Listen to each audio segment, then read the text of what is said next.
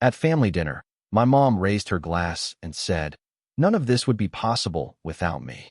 My uncle laughed. My dad smirked. Not everyone can freeload forever. My sister just laughed. I took a sip of water, pulled out my phone, and said, "Cool.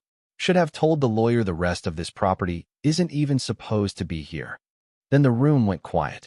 I, 32M, sat there watching my mother raise her glass at our family dinner, declaring that none of this would be possible without her.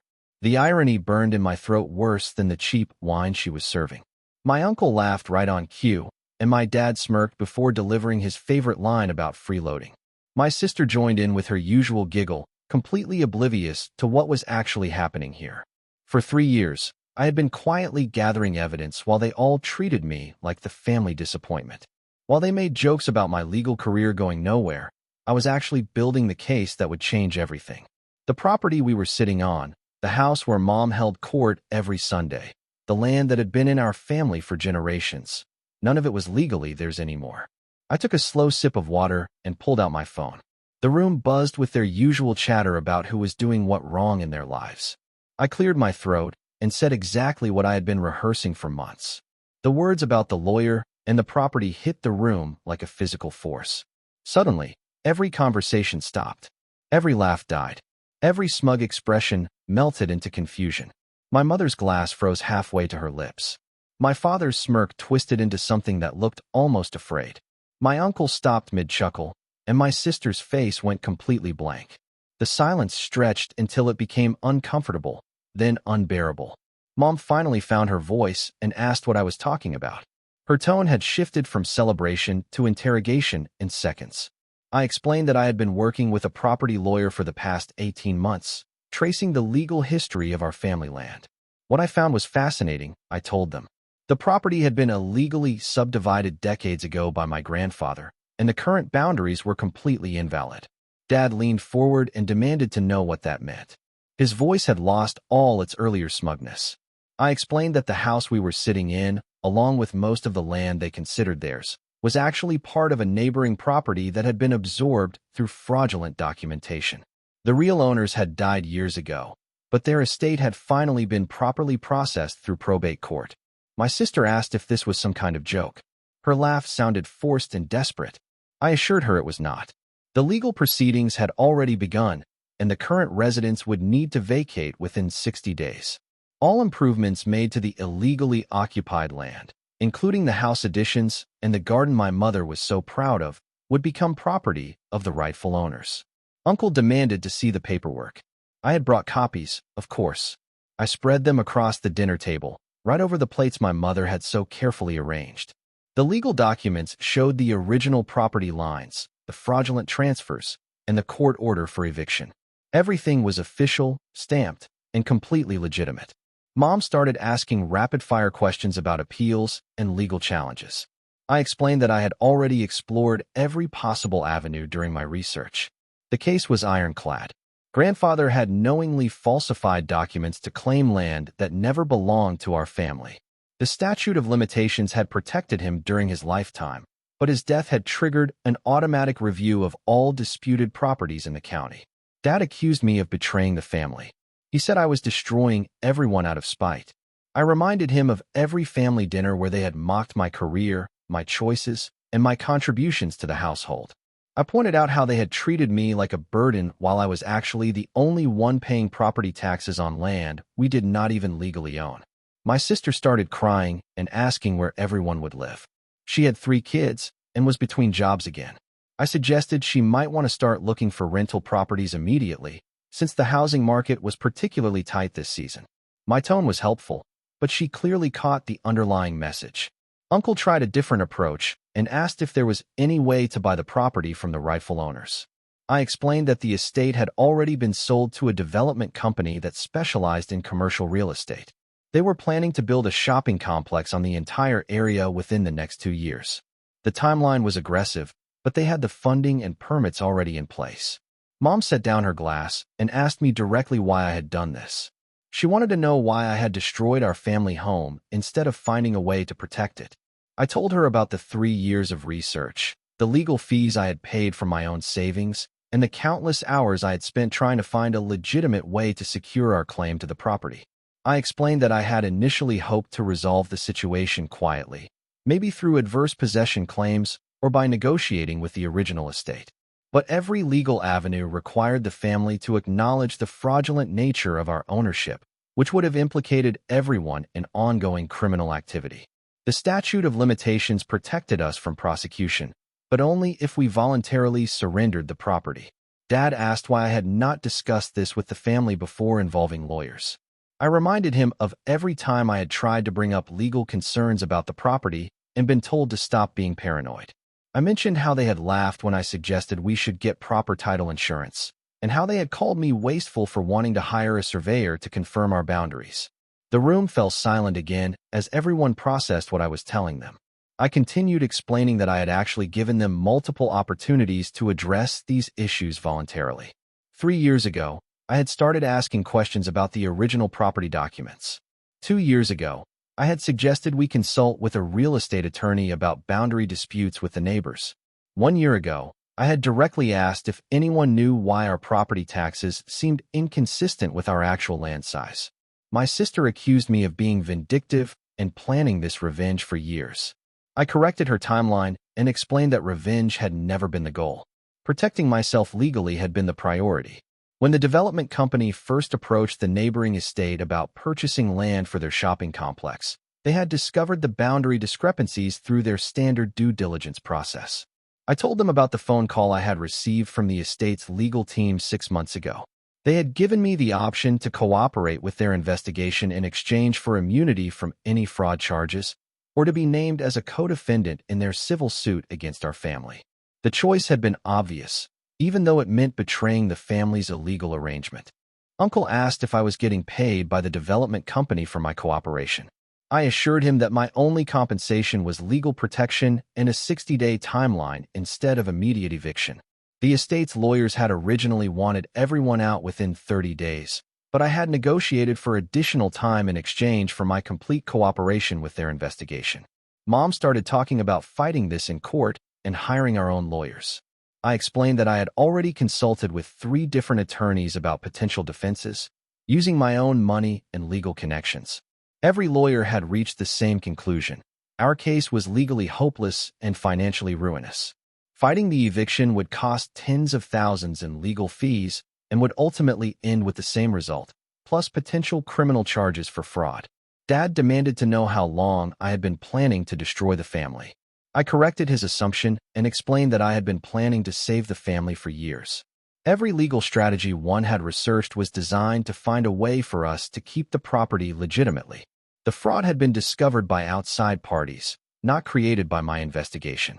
I told them about the development company's initial research, which had uncovered the boundary discrepancies while doing environmental impact studies for their shopping complex. Their lawyers had traced the property history back to my grandfather's fraudulent claims, and they had been preparing a lawsuit against our family regardless of my involvement. My cooperation had simply allowed me to avoid being destroyed along with everyone else. My sister asked if there was anything that could still be done. I explained that the legal proceedings were too far advanced to stop, but there might be options for negotiating better terms with the development company.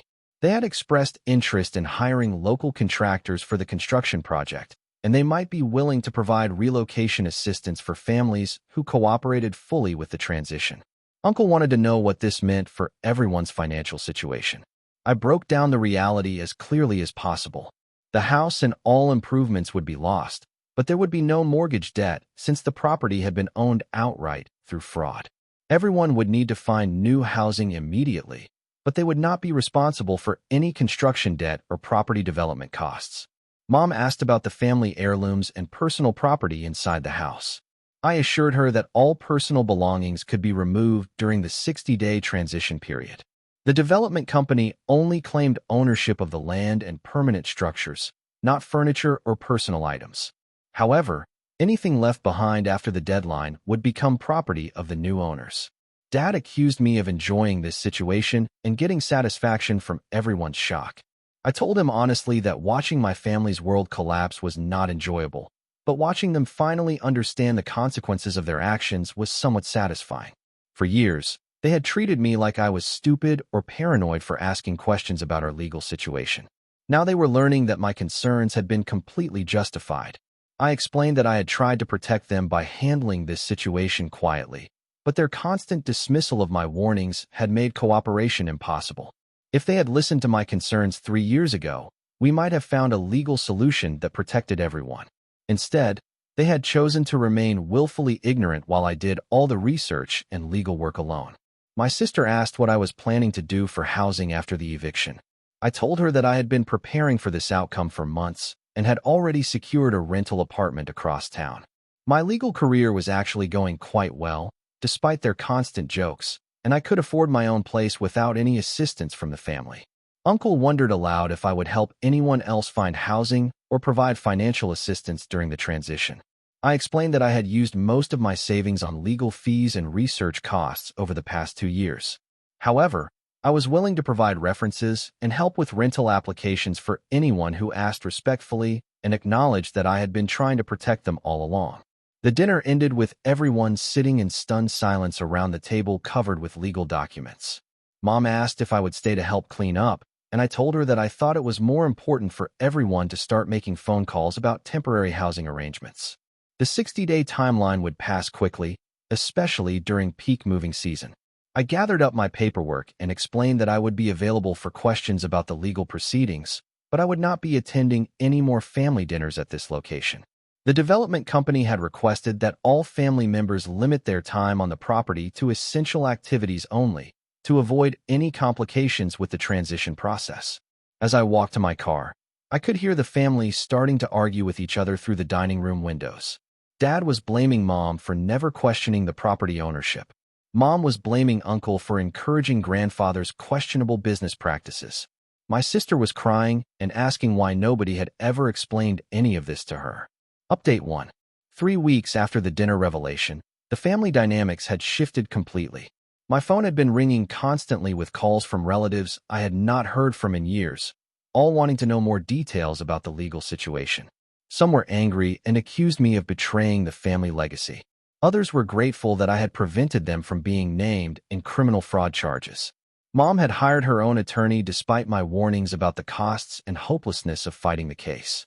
Her lawyer had confirmed everything I had told her and advised immediate cooperation with the development company's timeline. She had spent nearly $5,000 to learn what I had been trying to tell her for free for 3 years.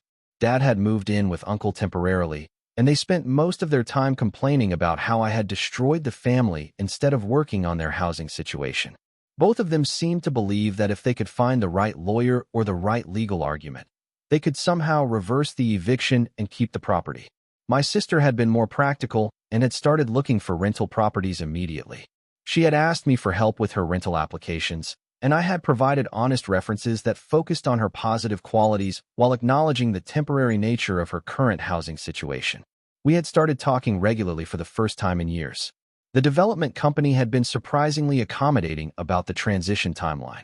They had even offered to hire some family members for construction work on the shopping complex, which would provide income during the housing transition. Dad and Uncle had rejected these offers out of pride, but my sister had expressed interest in the administrative positions they had available. I had received a call from a cousin who lived in another state, asking if the property issues affected other family holdings. After researching her concerns, I discovered that grandfather's fraudulent activities had been more extensive than anyone realized. There were potential problems with 2 other properties that our extended family considered legitimate inheritances. The cousin had asked me to investigate these other properties and provide legal guidance for the extended family. I had agreed to help, but only if everyone involved acknowledged the seriousness of the situation and committed to following legal advice instead of hoping the problems would disappear. The fee structure I proposed was reasonable, but it required family members to treat me as a professional rather than as the family scapegoat. Update 2. By the 6-week mark, the reality of the situation had fully settled in for everyone. Mom had finally stopped trying to fight the eviction and had started packing her belongings. She had asked me to help her understand which family documents were historically important versus legally problematic, and we had spent an afternoon going through grandfather's papers together. During that conversation, she had apologized for not taking my concerns seriously over the years. She admitted that she had been afraid of learning that our family prosperity had been built on illegal activities, so she had preferred to ignore the warning signs rather than investigate them. Her apology felt genuine, and we had been able to have our first honest conversation about family history in decades. Dad had eventually accepted one of the construction jobs offered by the development company, though he continued to grumble about having to work for the people who were taking his property. The irony of his situation was not lost on me. He was being paid fairly for honest work, probably for the first time in his adult life. His attitude was slowly improving as he realized that the job provided good benefits and steady income. Uncle had been the most resistant to accepting reality, and he had continued to research legal challenges and conspiracy theories about the development company's motives. However, he had recently discovered some of grandfather's hidden financial records that confirmed the extent of the fraudulent property claims. Seeing the evidence in grandfather's own handwriting had finally convinced him that fighting the case was pointless. My sister had successfully rented a small apartment and had accepted an administrative position with the development company. She had thanked me repeatedly for helping her navigate the transition, and she had started bringing her kids to visit me at my apartment. Her children had asked me to explain why Grandma's house was going away, and I had given them an age-appropriate explanation about property ownership and legal mistakes. The extended family situation had become more complex as my investigation revealed additional fraudulent properties in 3 different counties. Some relatives were cooperating with my legal research, while others were threatening to sue me for destroying family assets. I had hired my own attorney to protect myself from potential family lawsuits, which was an ironic but necessary expense. The development company had expedited their construction timeline and had begun preliminary work on the property even before the official eviction date. They had been respectful about allowing family members to retrieve personal belongings, but they had made it clear that any delays in the transition would result in legal complications for everyone involved. Update 3. The final week before eviction had been surprisingly emotional for everyone, including me. Despite all the family conflict and legal drama, watching the physical destruction of my childhood home had been more difficult than I had expected. The development company had allowed family members to take photos and retrieve any remaining personal items, but seeing the house empty and abandoned had affected all of us. Mom had asked me to be present when she handed over the keys to the development company's representatives. She said she wanted me there because I was the only family member who had handled the situation with complete honesty and legal integrity. The ceremony had been brief and professional, but it felt like the end of an era for our family. Dad had surprised everyone by asking me to help him understand how to rebuild his financial situation legitimately. He had realized that his entire adult life had been built on illegal property ownership, and he wanted to learn how to accumulate wealth through legal means. We had started meeting weekly to review his finances and discuss legitimate investment strategies. Uncle had found his own apartment and had stopped complaining about the eviction. He had admitted that the stress of potentially facing criminal fraud charges had been keeping him awake at night for months, and he felt relief now that the legal situation was resolved. He had even thanked me for protecting the family from prosecution, though he said it quietly and asked me not to mention it to anyone else. My sister had been thriving in her new job and had received a promotion within her first month. The development company had been impressed with her work ethic and organizational skills, and they had offered her additional training opportunities that could lead to a management position. She had told me that losing the house had actually improved her life by forcing her to become financially independent. The shopping complex construction had begun ahead of schedule, and the development company had invited local residents to a community meeting about the project timeline. Several family members had attended, and they had been surprised to learn about the positive economic impact the project would have on the local community. The complex would create hundreds of permanent jobs and bring significant tax revenue to the county. I had been contacted by a local newspaper reporter who wanted to write a story about property fraud and family legal disputes. I had declined to be interviewed, but I had provided general information about the importance of proper property documentation and title insurance. The reporter had been respectful of my privacy and had focused the article on legal prevention strategies rather than family drama. 6 months after the family dinner revelation, everyone had settled into their new living situations and had developed a more realistic understanding of our family history. The relationships were different now, more honest, but also more distant. We no longer gathered for regular family dinners, but we stayed in touch through individual conversations and occasional small group meetings. I had expanded my legal practice to focus on property research and fraud prevention, using the expertise I had developed during my family's situation. Several clients had hired me to investigate questionable property ownership in their own families, and I had been able to help them resolve issues before they became legal crises. The work was satisfying because it allowed me to protect people instead of having to destroy their illusions. The final irony was that my family's crisis had actually improved my professional reputation and financial situation significantly. The legal knowledge I had gained, the connections I had made with development companies and estate lawyers, and the reputation for thorough research had all contributed to a thriving practice. In a way, grandfather's fraud had ultimately provided me with the career foundation he had never been able to give me legitimately. Looking back, I realized that the family dinner confrontation had been inevitable. The fraudulent property ownership was always going to be discovered eventually, and someone was always going to have to choose between protecting themselves and protecting the family's lives. I was glad that I had chosen legal honesty over family loyalty, even though the process had been painful for everyone involved. The shopping complex opened 18 months later, and it became a popular destination that brought prosperity to the entire community. Sometimes I shopped there, and I felt a strange satisfaction knowing that the land was finally being used legally and productively. The family legacy of fraud had been replaced with something legitimate and beneficial, which seemed like the best possible outcome for everyone involved.